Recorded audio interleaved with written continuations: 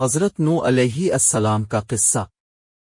حضرت نوح علیہ السلام اللہ کے برگزیدہ نبیوں میں سے تھے جنہیں اللہ نے اپنی قوم کو ہدایت دینے کے لیے بھیجا تھا۔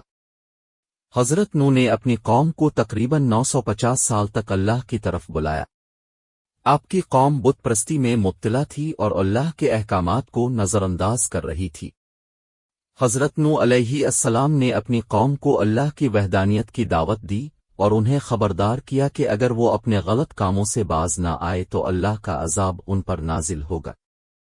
اللہ فرماتے ہیں، ہم نے نوح کو اس کی قوم کی طرف بھیجا تو اس نے کہا، اے میری قوم، اللہ کی عبادت کرو، اس کے سوا تمہارا کوئی معبود نہیں، میں تمہارے بارے میں ایک بڑے دن کے عذاب سے ڈرتا ہوں۔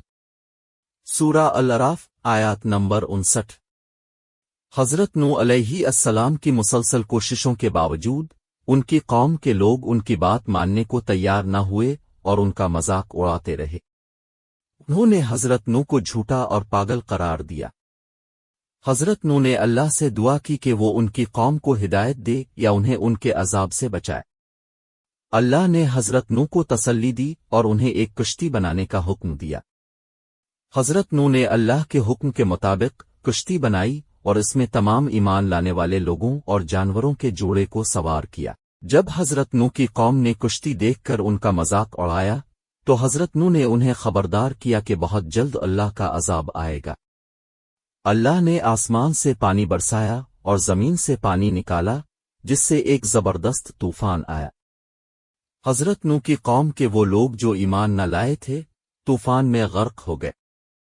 حضرت نوح علیہ السلام نے تقریباً 950 سال تک اپنی قوم کو اللہ کی طرف بلایا۔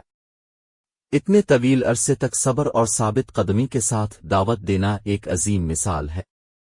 یہ ہمیں سکھاتا ہے کہ ہمیں مشکلات اور مخالفت کے باوجود اپنی ذمہ داریوں کو پورا کرنے کے لیے ثابت قدم رہنا چاہیے۔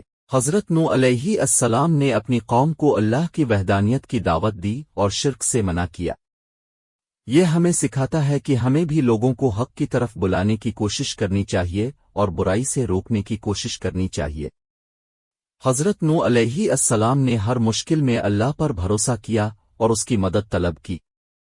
ہمیں بھی اللہ پر بھروسہ کرنا چاہیے اور مشکلات میں اس سے مدد مانگنی چاہیے۔ حضرت نوح علیہ السلام نے اللہ کے حکم پر اپنی قوم کو چھوڑ دیا اور طوفان کے وقت صرف اللہ کی پناہ میں رہے۔